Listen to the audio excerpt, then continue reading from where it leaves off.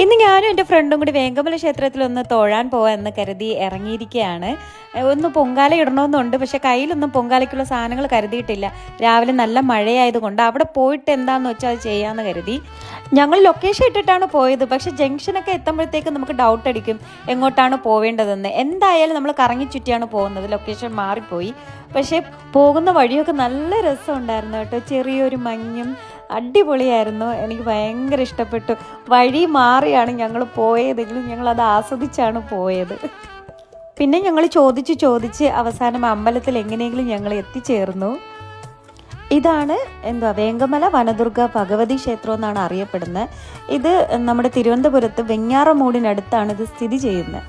ദേവിക്ക് പൊങ്കാല സമർപ്പിക്കാനുള്ള സാധനങ്ങളെല്ലാം തന്നെ നമുക്ക് ക്ഷേത്രത്തിൻ്റെ പരിസരത്ത് നിന്ന് നമുക്കത് കിട്ടി. അത് വച്ചിട്ട് തന്നെ ഞങ്ങൾ അവിടെ പൊങ്കാലയും ഇട്ട് അമ്മയ്ക്ക് സമർപ്പിച്ചിട്ടാണ് തിരിച്ചു വന്നത്.